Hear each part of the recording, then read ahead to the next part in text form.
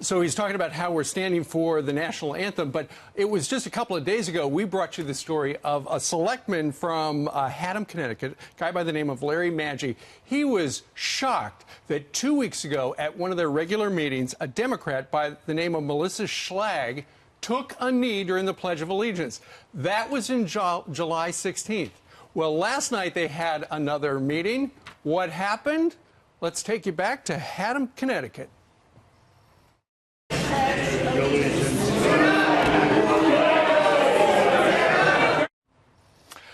They were booing him. They got yelled at. Did you see the girl in the back? She came around the table to see if her colleague was going to. The cameras everywhere. They also had veterans in the audience just scream at her to stand up, telling their personal stories and how offended they are. It doesn't seem to bother her. She's against the flag and the Pledge of Allegiance in particular. Well, in particular, she's against Donald Trump. We have some of the reaction from some of the people who were there last night. Let's play some of that. What are you thinking when you kneel down to the sacred Pledge of Allegiance, that what those people died for gives you the right to do that and disrespect them? I think it was great. I wholeheartedly respect your right to protest. If that's what you would like to do that on your own time. Kneel and turn your back on that flag. You turned it on half of this town.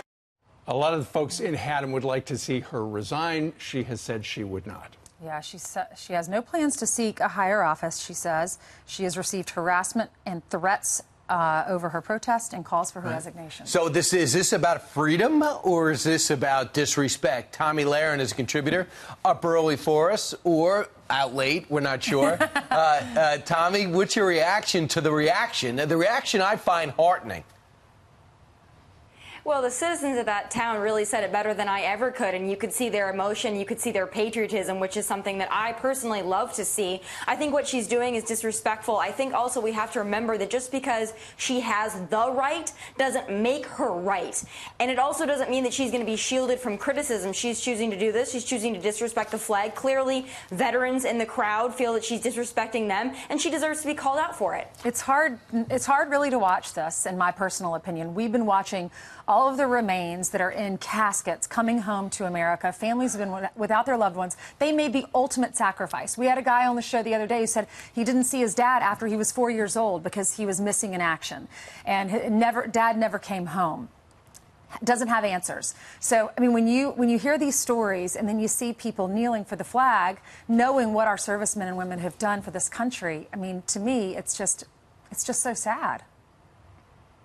It's sad and it's really disheartening. I think you hit the nail on the head there because we have so many Americans that have fought and died for this country. And it just shows that there are some, usually on the Democratic side of the aisle, that their disdain for this president is greater than their love for this country. And I think we need to remember that whatever their issue is with this president, whatever their issue is with this administration or Republicans or Trump supporters, it shouldn't trump, if you will, their love of this country and their respect for those who have fought and died for this country. Why that has become something the Democrats have embraced is beyond me. I don't understand it. Why is patriotism not something that all Americans believe in? You can dislike this president and his administration. You can also use the other 23 hours and 58 minutes in the day to show that disdain for this president and this administration. You don't have to use the anthem. You don't have to use the Pledge of Allegiance. Well, the fellow who is right behind her, who we had on the show about a week ago, Larry Maggi, he said, first of all, that's him right there in the solid green shirt behind with the hand over the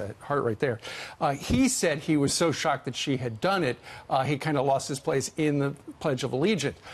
Fast forward, he told us on our air that apparently she's been doing this for a while, and in fact, while this is the first month or so that she's taken a knee, she has removed flags from different events, the American flag and I believe the Connecticut flag as well. Meanwhile, here's her reaction to the folks in the audience calling her out. Listen to this.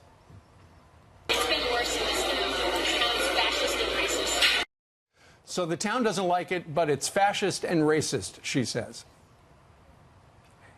Well, I think that it's interesting that somebody who's choosing to represent her town and her citizens has such disdain for her town, her citizens, and this country. At the end of the day, if she's removing American flags, if she's kneeling for the Pledge of Allegiance, she has disrespect for the stars and the stripes, why is she choosing to represent her city, her town, her country as an elected official. That's what I don't understand. If she doesn't like it so much, if she has so much disdain for the country in which she lives, why doesn't she just leave? Like the rest of the anti-Trump crowd that had promised to move. I mean, she's just another one. It's really interesting when you look at this debate and you look at this ongoing protesting.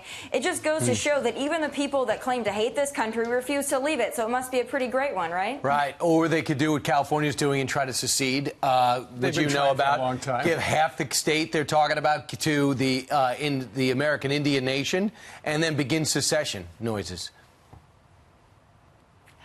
That's welcome to California, right? Those are your people. That's where she's broadcasting from right now. Tomi Lahren, thank you very much for joining us on this Wednesday.